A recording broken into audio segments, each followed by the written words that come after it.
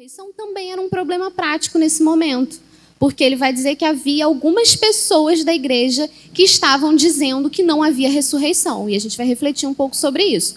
Então, esse capítulo também serve para atender uma demanda, né, de pessoas que estavam começando a pregar um outro evangelho que não era aquele que Paulo tinha levado lá durante a fundação da igreja. Então, vamos partir para o texto. Eu vou ler alguns versículos e depois a gente vai percorrendo aos poucos. A minha versão é NVI, tá? Irmãos, quero lembrar-lhes o evangelho que lhes preguei, o qual vocês receberam e no qual estão firmes.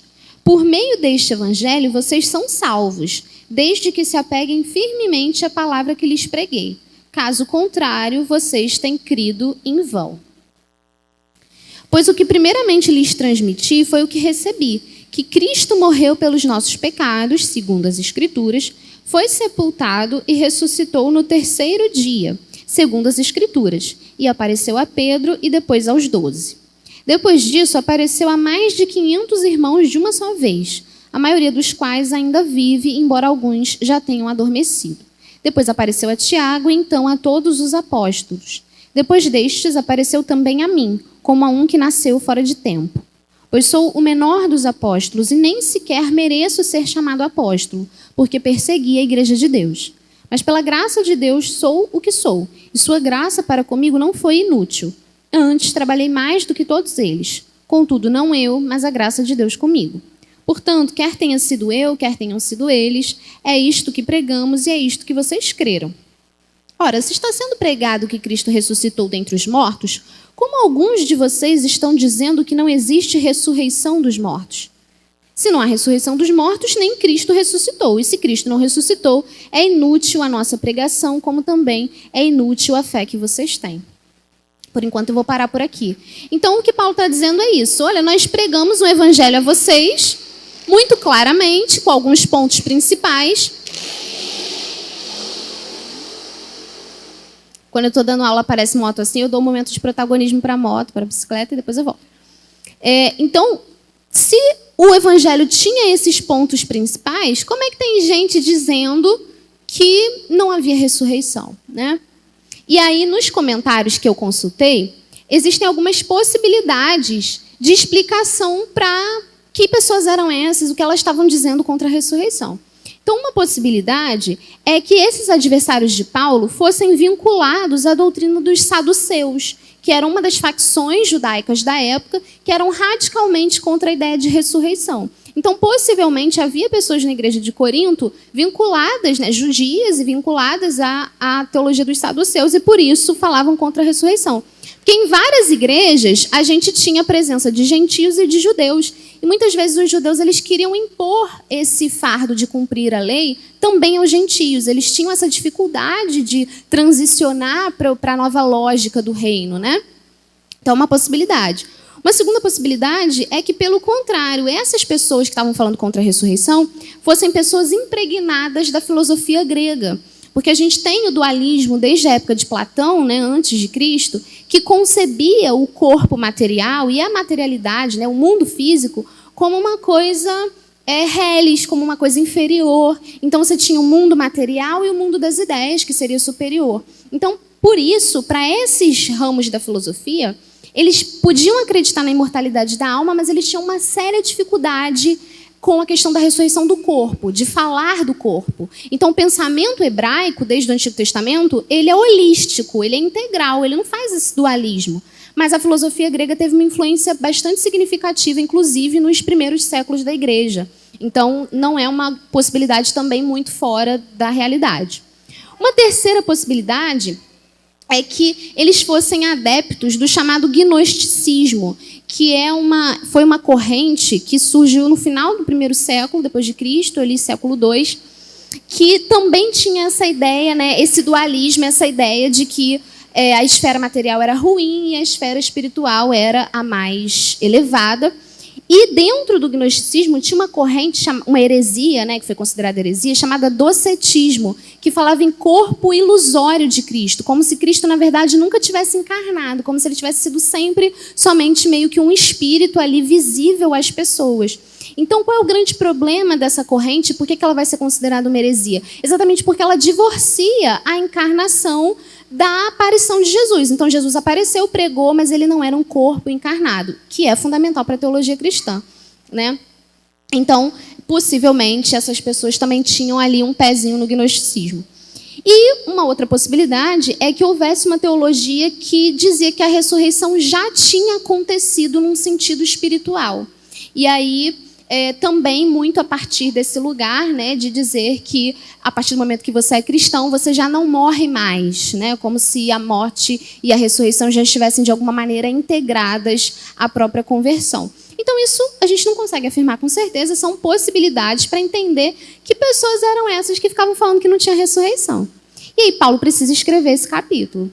E aí nesse trecho que eu li para vocês, a primeira coisa que ele fala no início do capítulo é: olha, eu preciso lembrar vocês o evangelho que eu preguei. Eu acho que tem gente esquecendo, então vamos relembrar, vamos fazer uma revisão aqui. E aí ele vai dizer: olha, esse evangelho é por meio dele que vocês são salvos, contanto que vocês se apeguem firmemente à palavra que eu tenho falado. Se é, né, que vocês não creram em vão. Então ele está falando: olha, se vocês forem contra aquilo, a base que a gente estabeleceu, eu acho que pode ser que tem uma galera aí que está crendo em vão, porque está crendo em alguma coisa esquisita que eu não ensinei. Então vamos lá, vamos voltar para o que eu ensinei? E aí ele fala: o que eu primeiramente lhes transmiti foi o que eu recebi. Deus abençoe. E aí o primeiro pilar é o seguinte: que Cristo morreu pelos nossos pecados. Isso é fundamental. Então esse é, digamos assim, o resumo do credo cristão. Então a primeira coisa que diferencia quem é cristão e quem não é acreditar que Cristo morreu pelos nossos pecados. Então Cristo não morreu somente pela inveja dos judeus. Cristo não morreu somente pela iniquidade do Império Romano. Não, Cristo morreu porque Deus já tinha determinado que assim seria expiada a culpa dos nossos pecados. Isso é muito fundamental. Eu sei que parece óbvio, gente, mas às vezes a gente tem que falar o óbvio. Por quê? Porque hoje nós temos visto várias doutrinas estranhas e que as pessoas dizem que é cristianismo, mas não é. Não é cristianismo. Porque o cristianismo tem alguns pontos óbvios e fundamentais que têm sido negligenciados em prol de visões de Jesus um tanto quanto místicas, mas a gente vai chegar lá.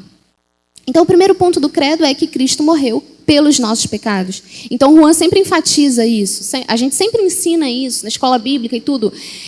Cristo não morre, como eu disse, somente porque as pessoas não suportaram o seu ensino, mas porque, para que o nosso pecado fosse pago, para que a ira de Deus cessasse de sobre nós, era preciso que alguém sem pecado assumisse essa culpa.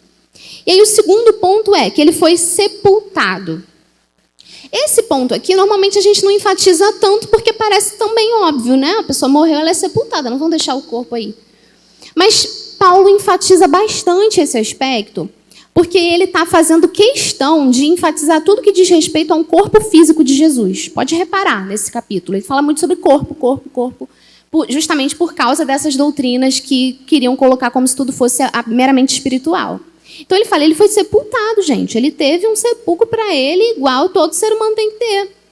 E aí ele vai dizer que Jesus ressuscita no terceiro dia. Versículo 4 vai dizer que ele ressuscita no terceiro dia.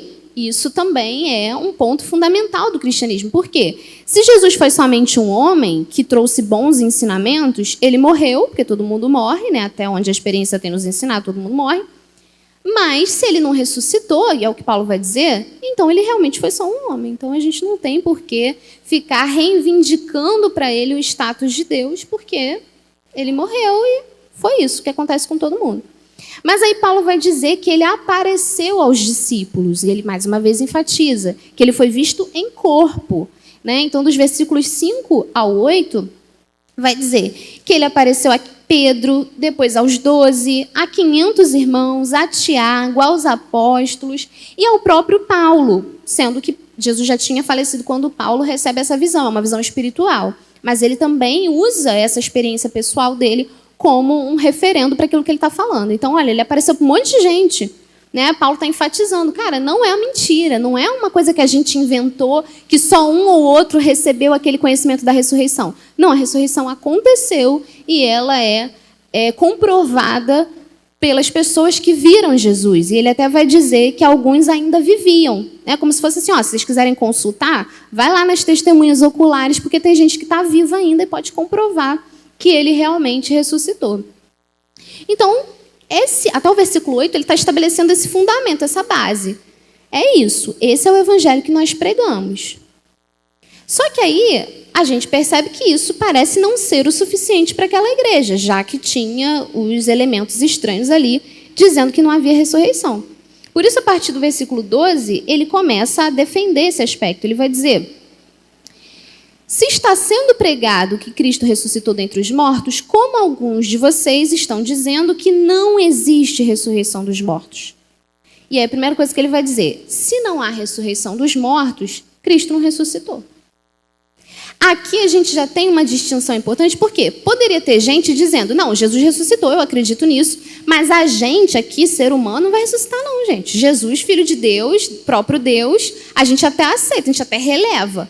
Agora, eu ressuscitar? Percebe? É um passo, né? Para nós pode parecer um passo longo para dar, um passo largo. Mas aí Paulo está dizendo, não, não é um passo largo, não.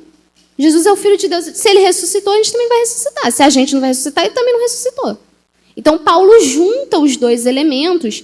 E isso é muito importante, sabe por quê? Porque eu percebo, acredito que naquela época era assim e percebo até hoje, muitas pessoas estabelecendo exatamente esse tipo de abismo entre o que Cristo é e o que nós somos, entre o que Cristo pode e o que nós podemos.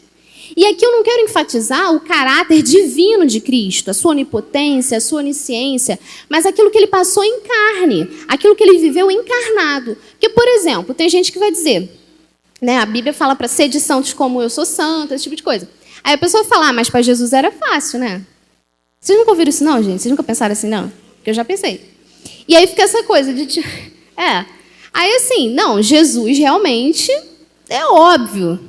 É óbvio que ele ressuscitou, é óbvio que ele viveu e não pecou, mas eu fazer isso, eu ressuscitar, eu conseguir não pecar, não dá, não tem como.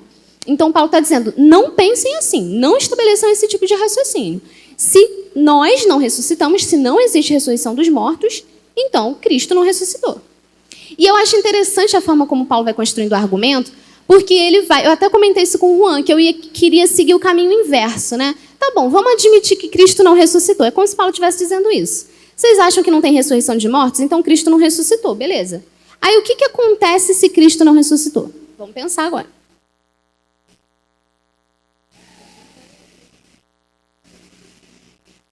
Aí, versículo 14, ele vai dizer, se Cristo não ressuscitou, é inútil a nossa pregação, como também é inútil a fé que vocês têm. Então a gente está de bobeira aqui. Eu fui para Corinto, Paulo dizendo, tá? Eu fui para Corinto gastar meu tempo, mas não tem sentido, não tem utilidade. Se Cristo não ressuscitou, se a gente não vai ressuscitar, não existe ressurreição, eu não sei o que a gente está fazendo aqui, não.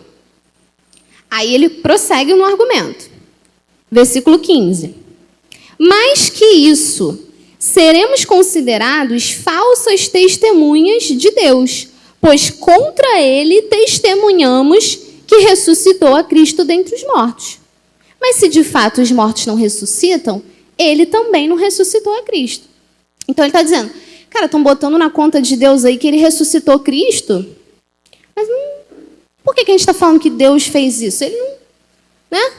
Não necessariamente ele prometeu isso. A gente está falando que ele ressuscitou a Cristo, mas ele vai falar, não fiz isso.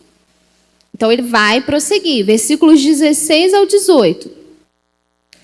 Pois se os mortos não ressuscitam, nem mesmo Cristo ressuscitou. Se Cristo não ressuscitou, inútil é a fé que vocês têm e vocês ainda estão nos seus pecados. Nesse caso, também os que dormiram em Cristo estão perdidos. Então, está todo mundo morto, está todo mundo no pecado ainda. Não sei por que vocês estão reunindo aí toda semana em Corinto. Se Jesus não ressuscitou, não tem porquê, gente. Para que a gente vai ficar pregando? Por que a gente vai ficar... E ele ainda vai prosseguir nisso depois, que a gente vai ver. Então, assim, essa galera que passou a vida toda sofrendo, sendo perseguida pelo Império Romano, Não sei por quê, à toa, completamente à toa. É isso. Aí, vou pular com vocês para o versículo 29, que vai dizer: se não há ressurreição, o que farão aqueles que se batizam pelos mortos? Se absolutamente os mortos não ressuscitam, por que se batizam por eles? Isso aqui é um versículo controverso, que eu li nos comentários também, que não existe uma posição fechada, né? Porque pode ser que as pessoas se batizassem com base no exemplo das pessoas cristãs que tinham morrido, né? Então, esse batismo por causa dos mortos é uma coisa um pouco nebulosa, mas vamos prosseguir.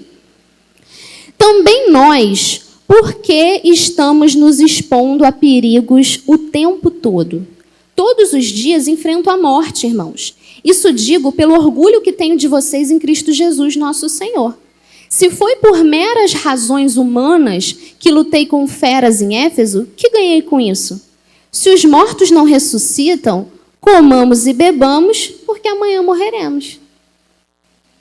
Paulo fala isso na carta, gente. Eu amo a argumentação de Paulo. Porque ele não vai só pelo caminho da afirmação, ele também vai pelo caminho da negativa.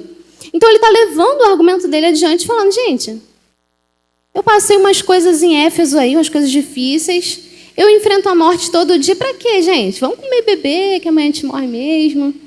E aí eu pergunto para vocês nessa manhã, por que vocês estão aqui? Por que vocês estão vivendo da maneira que vocês estão vivendo? Por que vocês não estão, talvez, tirando vantagem de alguém quando podem? Talvez brigando com alguém que fez mal a vocês? Por que vocês tomam certas decisões assim, de acordo com o que vocês acham que Cristo faria? Se Cristo não ressuscitou, não tem porquê. Por que você vive do jeito que você vive? Por que você faz o que você faz, ou porque você não faz o que você não faz? Eu acho que esse tipo de pergunta a gente tem que se fazer às vezes. Porque quem é, de alguma forma, criado na igreja, como eu fui, como eu acredito que alguns aqui foram, a gente vai absorvendo o evangelho por osmose, né? Aí vai lá sendo criado e tal. Só que chega uma idade que isso não é o bastante. Para algumas pessoas vai ser na adolescência, para outros vai ser quando entra na universidade. Aí tem gente que fica demonizando a universidade. Na vida adulta, mas em algum momento você vai ter que pensar assim, tá, mas por que eu sou crente? É uma crise que todo mundo precisa passar, né? Tem gente que não passa, eu conheço pessoas que amam Jesus mesmo desde pequenininhos, assim. Eu tenho admiração por essas pessoas, não é meu caso. Então, assim, por que a gente vive desse jeito, gente? Esse jeito que a gente vive é muito esquisito. Do jeito que as outras pessoas vivem. Vocês nunca tiveram assim uma situação que vocês estão vivendo, só vivendo normal, e aí vocês veem as pessoas vivendo também, aí você fica assim, gente, não é a mesma vida que a gente está vivendo, não. A gente não está no mesmo planeta, não é possível. Porque a gente se priva de um monte de coisas. A gente olha para um monte de coisas de uma maneira totalmente diferente das outras pessoas. Eu estava conversando com uma amiga minha cristã da faculdade, e ela estava dizendo que ela é uma pessoa mais aberta assim, a conversar com os outros e a se enturmar. Mas ela estava dizendo que isso também exige certos limites, né? Porque até certo ponto você consegue socializar e estar com todo mundo, e tem alguns momentos que você percebe, ei, aqui não é tanto o meu lugar, preciso recarregar as energias com aqueles que amam o Senhor. E, de fato, é assim, nós temos que ter amizade com pessoas não cristãs, a gente não tem que viver numa bolha, a gente fala isso o tempo todo, mas tem momentos que você fica assim, cara, é muito diferente a visão de mundo. É muito diferente. A questão é, por que você não vai para o lado de lá? Por que você não pula o muro e vai para o lado de lá? Porque o muro também é do diabo. Já ouviram essa historinha? A maioria já deve ter ouvido, né? Enfim, por que a gente não passa para o lado de lá? Por que a gente continua vivendo do jeito que a gente está vivendo? Tem que ter algum motivo. E aí Paulo, voltando ao versículo 19, ele vai dizer algo que é muito grave, é muito sério. Ele vai dizer no versículo 19: se é somente para esta vida que temos esperança em Cristo, somos de todos os homens os mais miseráveis. Isso é muito sério, gente, o que Paulo está dizendo. Ele não está dizendo assim, mesmo que Cristo não ressuscite, ainda assim é legal ser bacana, é legal ser bom, amar o próximo. Ele vai falar, não é legal não. Se Cristo não ressuscitou, a gente é miserável, a gente é digno de compaixão, a gente não vale nada. Porque viver desse jeito que Paulo vivia, passando perigo de morte o tempo todo, se Cristo não ressuscitou, gente, ele vai falar, ó, vamos abandonar agora, a gente já larga agora, já segue aqui, daqui para frente outra coisa. Então percebe que não tem meio termo? Não tem uma vida religiosa ok para você viver?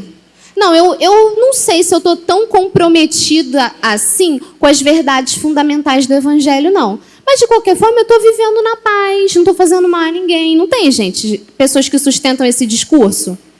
Eu não sei, assim, se Cristo vai me ressuscitar mesmo, essa coisa de juízo final, uma coisa, assim, um pouco fantasiosa, né? Mas a minha vida, poxa, eu estou vivendo de uma maneira legal. Então, não estou fazendo mal a ninguém. Você está fazendo mal a si mesmo. Você está vivendo uma vida sem sentido, inútil. É isso que Paulo está dizendo. E aí, por isso que eu disse que às vezes a gente tem que lembrar do óbvio. Porque muitas pessoas têm crido em Jesus como somente mais um profeta, como somente mais uma figura de influência. Mas não conseguem acreditar que Cristo morreu pelos nossos pecados, que é a primeira parte do credo que nós falamos. Primeiro, Cristo morreu pelos nossos pecados. Tem gente que não acredita nisso, porque não acredita que tem pecados pelos quais Cristo deveria pagar. Porque se acha justa. Muita gente está vivendo a vida como se a vida dela não tivesse pecados a serem expiados. Imagina, pagar pelos meus pecados? Eu quase não tenho pecado. Então, esse primeiro ponto óbvio já tem uma margem aí de pessoas que se dizem cristãs que já não acolhem isso no seu coração. Que Cristo morreu pelos nossos pecados. Que não acolhem o fato de que Cristo ressuscitou. Porque, afinal de contas, ressuscitar é uma coisa muito miraculosa, uma coisa muito fantasiosa. E não acreditam que Cristo vai ressuscitá-los. Que Cristo vai separar os bons dos maus. Porque o cristianismo da pessoa só chega até essa vida. Só chega aos benefícios ou à vida correta que ela pode desfrutar aqui. Eu conheço muitas pessoas assim. Eu acredito que vocês também conhecem. Pessoas que não conseguem acreditar nessas verdades porque elas soam fantasiosas demais. Porque elas soam esquisitas para um mundo materialista. Nós vivemos numa época em que a morte é a única certeza da vida. Na verdade, através das épocas, dos milênios, a morte sempre foi a única certeza da vida, se você olhar do ponto de vista material. Que certeza que a gente tem na vida, gente? Não estou falando de lei da gravidade, não, isso aí é certeza, mas coisas internas, coisas interiores da nossa psique. Que certeza que a gente tem na vida? Uma. Você pode fazer tudo certo, ter um câncer e morrer em 3 meses. Às vezes a gente fica tentando estabelecer princípios que a gente observa e acha que fazem sentido. E muitas vezes fazem mesmo, são até bons princípios. Mas garantia, certeza, a gente não tem. Menos a certeza da morte. Essa a gente tem. Então, se Cristo não ressuscitou, se não existe ressurreição, comamos e bebamos que amanhã morreremos. É isso. Tem um poema do Fernando Pessoa que ele vai dizer que a morte, ela é o desprezo do universo por nós. Eu gosto muito de Fernando Pessoa. E ele tinha uns poemas bem tristes. Gosto por isso. E aí, essa frase, que a morte é o desprezo do universo por nós, eu acho de uma profundidade. Ele era muito profundo, recomendo. Significa que você vai morrer e ninguém vai lembrar de você. Daqui a algumas gerações, o que você fez de bom, o que você fez de ruim, quem você amou, quem te aplaudiu, não vai ter nenhuma importância. Então é como se o Fernando Pessoa estivesse dizendo, se dê a devida desimportância. E às vezes a gente precisa fazer isso, se dar a devida desimportância. Tem um outro texto do Luiz Fernando Veríssimo, que eu também gosto muito, que ele vai falar que o tímido é, na verdade, um grande egocêntrico, E eu gosto muito desse texto porque eu sou tímida. E aí ele vai dizer o seguinte: o tímido é egocêntrico porque ele acha que todo mundo vai lembrar do mico que ele pagou. Se ele cair no chão, ele acha que aquilo vai ser lembrado pelas gerações, que pessoas contarão aos netos o dia que a Camila caiu. Não. Depois eu boto no grupo as referências literárias. Gente, a gente não tem tanta importância assim. Se não tem ressurreição, a vida é isso. É isso aqui. Aí você vive da forma que você achar melhor. Aí vai ter gente que vai viver para ganhar dinheiro, achando que quando já tiver muito dinheiro, vai poder viver para desfrutar daquele dinheiro. E aí tem lá, né, a parábola que Jesus conta, que um cara construiu celeiros maiores, porque os deles já estavam cheios, para ele, enfim, poder dizer: come, bebe, regala-te, aproveita. E aí Jesus fala: louco, esta noite pedirão a tua alma. Mas se não tem ressurreição, ninguém vai pedir alma, não. É isso aqui mesmo. E aí vai ter gente que vai investir em jogo do tigrinho, vai ficar rico. Percebe? Se a vida é só isso, então a gente vai precisar dar um outro rumo para a nossa vida, diferente desse que a gente está dando agora. Só que aí Paulo não termina aqui, o capítulo não termina aqui, né?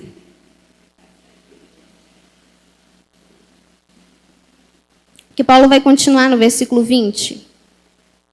Mas de fato, de verdade, Cristo ressuscitou dentre os mortos, sendo ele as primícias dos que dormiram. Visto que a morte veio por meio de um só homem, também a ressurreição dos mortos veio por meio de um só homem. Pois da mesma forma como em Adão todos morrem, em Cristo todos serão vivificados. Mas cada um por sua vez, Cristo o primeiro, depois, quando ele vier, os que lhe pertencem. Vou parar por aqui, depois eu continuo. E ele vai dizer: estou construindo esse raciocínio. Se não tem mesmo ressurreição, comamos e bebamos que amanhã morreremos. Mas, de fato, Cristo ressuscitou. Então ele vai dizer: ei, a morte não é a única certeza da vida. A ressurreição é uma certeza. Porque se Deus ressuscitou a Cristo, ele também vai nos ressuscitar. Essa afirmação, ela não é alegórica. Porque tem muitas interpretações de certas passagens da Bíblia que são alegóricas, né? Então, tipo, por exemplo, a morte de Isaac, né? Que ele não chegou a morrer, mas Abraão estava pronto para matá-lo. Aí o pessoal fala: aquele cordeiro que foi encontrado é uma alegoria para falar do cordeiro que é Jesus. Isso é uma alegoria na Bíblia, uma interpretação alegórica. Mas o que Paulo está dizendo é: a ressurreição não é alegórica. Ela não é relativa, ela não é simbólica, ela é literal. É um corpo que estava morto no sepulcro levantando. É isso. Então, se Cristo ressuscitou, a Bíblia vai dizer que ele é as primícias dos que dormem. E isso para a gente pode não ser muito claro, porque nós estamos numa outra época. Mas nessa época aqui, em que as pessoas viviam da agricultura, as primícias dos grãos, os primeiros grãos ali, os primeiros frutos maduros, eles eram colhidos primeiro, oferecidos a Deus, e eram o prenúncio de que a própria colheita estava próxima. Então você tirava os primeiros frutos, sabendo que haveria muitos outros frutos ali. Então é como se fosse, não o prólogo exatamente, mas a abertura da colheita. Então Paulo está dizendo: Cristo é a primícia dos que dormem, é a abertura do processo de redenção pelo qual nós também passaremos. E aí ele vai dizer que se a morte veio por meio de Adão, e isso é um ponto fundamental para a teologia cristã, acreditar que a morte entrou no mundo por causa do pecado cometido por Adão, lá em Gênesis capítulo 3, Adão e Eva, né? Vai dizer: a morte veio por Adão, mas a vida vem por Cristo. Que é chamado, não aqui nesse texto, mas em Romanos capítulo 5, é chamado de segundo Adão, né? Então a gente tem outros pontos da teologia paulina embasando isso. Então ele vai dizer: nós sabemos que a morte é a única certeza, porque ela veio por meio de Adão e todo mundo morre. Mas agora vem uma certeza superior, porque há vida e rompe nesse mundo por meio de Jesus Cristo.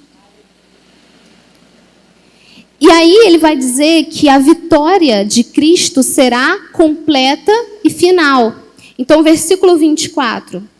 Então virá o fim, quando ele entregar o reino a Deus o Pai, depois de ter destruído todo domínio, autoridade e poder. Pois é necessário que ele reine até que todos os seus inimigos sejam postos debaixo de seus pés. O último inimigo a ser destruído é a morte, porque ele tudo sujeitou debaixo de seus pés. Ora, quando se diz que tudo lhe foi sujeito, fica claro que isso não inclui o próprio Deus, que tudo submeteu a Cristo. Quando, porém, tudo lhe estiver sujeito, então o próprio Filho se sujeitará àquele que todas as coisas lhe sujeitou, a fim de que Deus seja tudo em todos.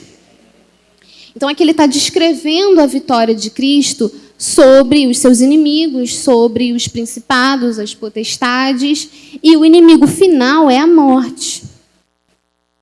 Então o que Paulo está convidando os coríntios a fazerem é viverem como quem não vai morrer. E isso é muito desafiador. Porque como eu disse, ao longo dos milênios, a morte é a única certeza da vida, a gente tem que lidar com ela. É inescapável, não tem para onde correr. Só que Paulo está dizendo, existe um inimigo final a ser vencido, e esse inimigo é a morte. Mas se Deus ressuscitou a Cristo, ele também vai nos ressuscitar. Não existe nada que ele não possa fazer. E tem esse adendo que ele faz, né, em relação à sujeição do próprio Cristo a Deus, né, para a gente colocar as coisas no lugar correto. Mas aqui, nessa sessão que nós percorremos, o que Paulo está dizendo é muito simples. Não deem ouvidos a esses falsos ensinamentos. Não deem ouvidos a essas visões que colocam Cristo como uma esperança somente para essa vida. Tem um jogo que a gente tem na CRU, que é esqueci como é que explica isso, gente. É um grupo cristão dentro da universidade, né, que se reúne para evangelizar, para conversar. E tem um jogo chamado, eu acho que é o Perspectivas, não é, Marcele? Que tem as cartinhas. Isso, é o Perspectivas. Que é um joguinho que a Marcele me apresentou e depois eu usei na faculdade, muito interessante. Que tem as cartinhas em cores diferentes, em que você apresenta essas cartas e a pessoa tira a carta de acordo com a visão de mundo que ela tem sobre um determinado tema. Então, a gente tem sobre a natureza humana, sobre a natureza de Cristo, esse tipo de coisa. E a seção que é sobre a natureza de Cristo tem várias cartinhas, cada uma dizendo uma coisa. Então, tem uma que diz que ele foi um revolucionário, tem uma que ele diz que ele é o Filho de Deus, tem outra que, se eu não me engano, que vai dizer que ele é um charlatão, que ele é um mentiroso. E aí, quando você está evangelizando, a ideia é de que, por meio das cartas, a pessoa mostre o que ela pensa. E aí, quando nós estávamos no evangelismo usando essa ferramenta, o rapaz, era um rapaz marxista, ateu, ele tirou essa carta de que Jesus era um revolucionário. E eu achei isso muito interessante, porque isso está bem afinado com a visão de mundo dele. Como ele é uma pessoa que acredita na revolução política, ele vai tender a olhar para Jesus nesse viés, sob esse prisma, né? E aí ele explicou por que ele pensava isso. Ele vai dizer que Jesus foi alguém que lutou por justiça, né? Que não se conformava com as injustiças. E não está errado, a Bíblia de fato fala sobre isso. Mas o que eu estou querendo reforçar aqui? Que as pessoas olham para Jesus muito a partir da sua visão, dos seus interesses. Então, para aquele rapaz, fazia todo sentido olhar para Cristo daquele jeito. Talvez para alguém que tem uma ideologia mais conservadora, vai falar que Jesus era alguém a favor da família, por exemplo. Então, vai olhar sob um outro prisma, Jesus como revolucionário, que absurdo, né? E aí vai ter gente que vai olhar para Jesus a partir da ideia de que ele veio para trazer vida em abundância. E aí, junto com isso, vem noções de prosperidade, né? De que acabar com o sofrimento e esse tipo de coisa. Então, a verdade é que nós projetamos a nossa visão de mundo sobre quem Cristo é. E com isso, nós fabricamos os nossos próprios cristos à nossa imagem e semelhança. E qual é o grande problema disso? É que ao fazermos isso, nós estamos adorando não ao Cristo ressurreto, mas a um ídolo que a gente fabricou. E é isso que nós temos feito. Então, por que hoje certos aspectos do Evangelho, por exemplo, a defesa da castidade, da santidade, né, do perdão, esse tipo de coisa, está tão, digamos assim, fora de moda? Né? Você não pode falar, por exemplo, em pureza hoje. Porque nós vivemos num tempo de libertinagem. Num tempo em que liberdade significa dar vazão a todos os seus desejos. Então, Deus não pode ser fogo consumidor. Isso foi polêmica até em relação a um pastor que é admirável em alguns aspectos, mas por que não se pode mais falar em Deus como fogo consumidor? Porque está fora de moda. Falar em que Deus é fogo consumidor, numa geração que não sabe o que é autoridade, que não sabe o que é limite. Não podemos. Precisamos adaptar um Jesus que fale só sobre amor, sobre paz, sobre alegria. Que só fala não atire, né? Quem nunca pecou que atire a primeira pedra. Essa passagem, as pessoas gostam muito, né? De citar essa passagem como uma passagem em que Jesus oferece perdão incondicional e tal. Só que esquecem o final quando ele diz, vá e não peques mais. Porque o que antes se chamava pecado, hoje a gente chama de problema. Eu estou com um problema. Eu estou com um problema com meus pais. Eu estou com um problema com meu namorado. Mas é problema ou é pecado? O que vai ver não é problema, é pecado. E aí pecado a gente arrepende. Pecado a gente não trata como um problema que você vai ter que arrumar um jeito daquilo não te incomodar mais. Percebe o que nós temos feito? Nós temos tratado o pecado como um problema que a gente precisa dar um jeito de não nos incomodar mais, não incomodar a nossa consciência. E aí a gente segue a mentalidade, o pensamento que for mais agradável para a gente. E aí a gente vai procurar, né? E a Bíblia, o próprio Paulo fala sobre isso, que muitas pessoas estão procurando conselheiros de acordo com seus próprios desejos. Você tem que encontrar exatamente a pessoa que diga o que você quer ouvir. Só que, como eu disse, esse Cristo que nós fabricamos, com esse Cristo, Deus não tem compromisso. Deus não tem compromisso com o nosso Cristo que nós criamos a nossa imagem e semelhança. Deus não tem compromisso de ressuscitar esse Cristo, de elevar esse Cristo acima de tudo, como está dizendo aqui. Porque esse Cristo não é filho dele. Deus não é pai dos nossos Cristos. Deus só é pai do Filho de Deus, Jesus Cristo, que nasceu na Palestina. É com esse Jesus que Deus tem compromisso. São as palavras desse Jesus que Deus honra e referenda. As palavras do nosso Cristo, Deus não tem obrigação de confirmar essas palavras. E quando nós entendemos isso, nós percebemos que a ressurreição é uma promessa para aqueles que estão debaixo do senhorio desse Cristo, Filho de Deus. E é esse Cristo que vai vencer a morte. E aí eu te convido aí para o final do capítulo.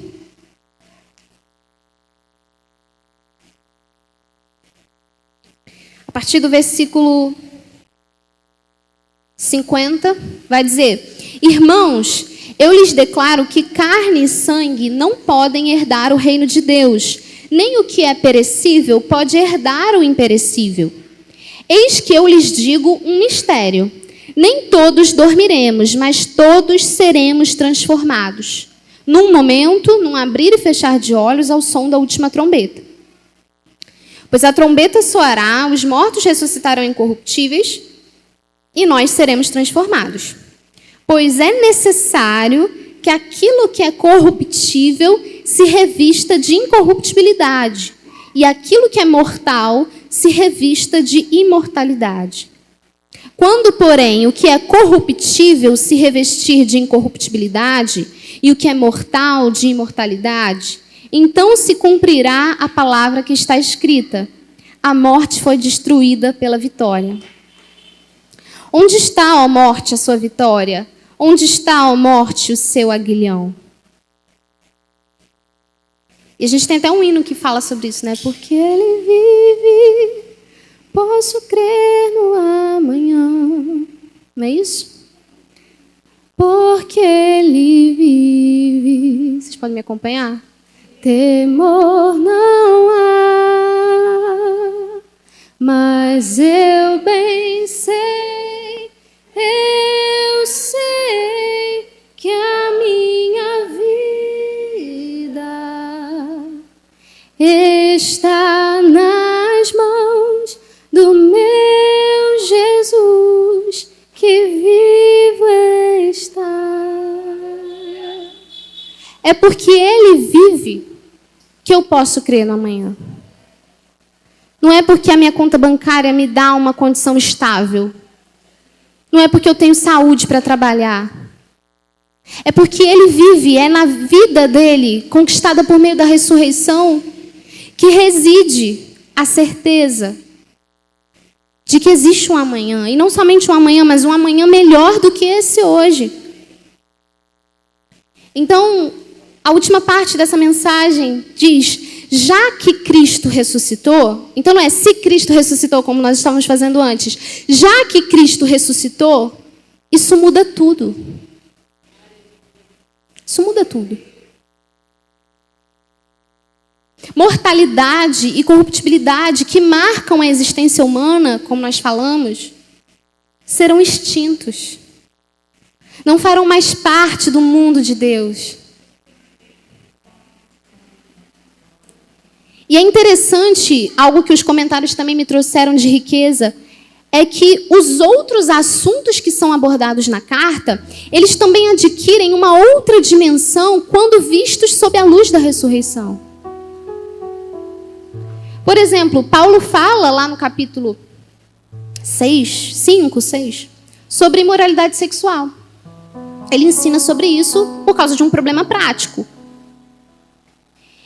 Só que o fundamento não é somente é pecado, não pode fazer, pronto e acabou. O argumento que Paulo usa é o seguinte: se Deus nos comprou, o nosso corpo é dele. E por isso não pode ser usado para imoralidade, porque esse corpo foi comprado e será ressuscitado. E isso está também no capítulo 15, eu pulei essa parte para não ficar extenso demais, mas a parte que Paulo trata do corpo.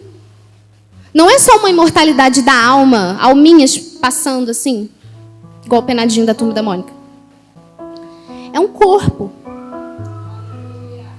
Então eu não posso usar esse corpo que Cristo redimiu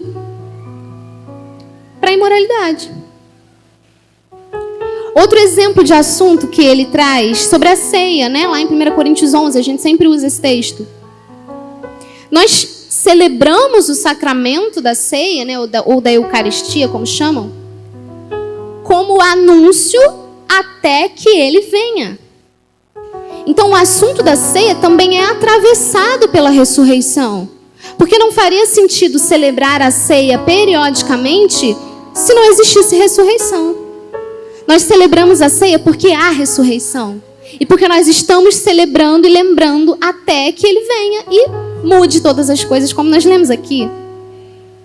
Outro assunto que é abordado na carta, 1 Coríntios 13, falando sobre amor. É um texto muito famoso, né? As pessoas gostam muito, mesmo pessoas que não são cristãs, trazem a definição de amor de 1 Coríntios 13. Só que lá em 1 Coríntios 13 ele vai dizer que havia a fé, a esperança e o amor. Lembram disso?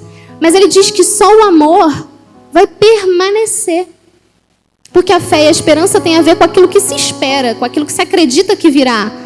Mas o amor, quando a ressurreição vier, continuará sendo a pedra de toque dos nossos corações. Então falar sobre amor só nessa vida humana tem um significado, mas falar sobre um amor que atravessa as eras tem um significado completamente diferente. Então tudo na nossa vida é ressignificado sob a ótica da eternidade. Até aquela segunda-feira que a gente vai viver amanhã, se a gente não morrer hoje, você vai ter que levantar e ir para o trabalho. O Matheus se assusta comigo às vezes. Outro dia eu estava conversando com a Marcele e ela falou assim, eu falei uma coisa e ela disse, é meio niilista, né? Aí eu falei, não é meio não, é inteiro. Se eu não fosse crente eu seria niilista, mas Jesus me salvou, glória a Deus por isso. Aquela segunda-feira nebulosa que a gente vai viver, ela também precisa ser ressignificada pela ótica da eternidade. Porque a forma como a gente trata uma pessoa, a forma como eu vou tratar os meus alunos amanhã, também tem um significado eterno. Eu não posso olhar para eles como se eles fossem só morrer. Eu tenho que olhar para eles como pessoas que são eternas. E cuja eternidade importa. Porque se a eternidade das pessoas com as quais eu convivo não importa para mim, tem alguma coisa errada. E eu preciso muito aprender com isso. Porque às vezes a gente trata as pessoas como se elas fossem transitórias. Tipo, ela é transitória na tua vida, mas na vida dela ela é eterna. Então, às vezes, o impacto que você tem sobre a vida do outro também pode ser eterno. Também pode repercutir na eternidade. Então, talvez a gente viver uma segunda-feira comum sob a ótica da eternidade significa nos lembrar disso. E aí o capítulo é encerrado a partir do versículo 56, dizendo: o aguilhão da morte é o pecado, e a força do pecado é a lei. Mas graças a Deus que nos dá a vitória por meio de nosso Senhor Jesus Cristo. Graças a Deus. Esse é um bom motivo para nós darmos graças a Deus. Portanto, meus amados irmãos, e eu quero terminar com essa exortação que é de Paulo, não é minha. Portanto, meus amados irmãos, mantenham-se firmes e que nada os abale. Sejam sempre dedicados à obra do Senhor, pois vocês sabem que no Senhor o trabalho de vocês não será inútil. Então ele encerra dizendo, se Cristo não ressuscitou, a nossa fé é inútil. Mas Cristo ressuscitou. Então aquele esforço que você faz para perdoar a quem te ofendeu, não é inútil no Senhor. Às vezes em que você teve que acordar cedo para vir fazer algo na igreja, isso não é inútil diante do Senhor.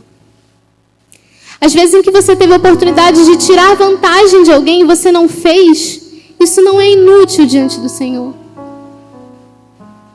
Às vezes em que você foi bobo, em que você foi idiota para os termos do mundo, para fazer o que é certo, para fazer o que Cristo faria, isso não é inútil no Senhor.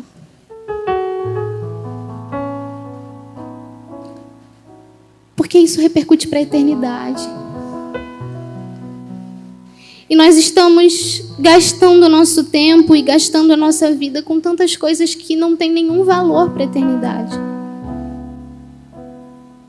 E as coisas que realmente têm impacto eterno não têm sido a prioridade nas minhas orações, nas minhas atitudes.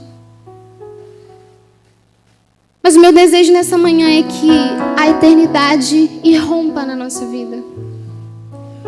Que a gente se lembre todo dia que a gente não nasceu para morrer. O Senhor não nos criou para morrer. O Senhor nos criou para viver eternamente com Ele. E é isso que eu desejo para cada um de vocês, meus irmãos. Que a gente se encontre na eternidade.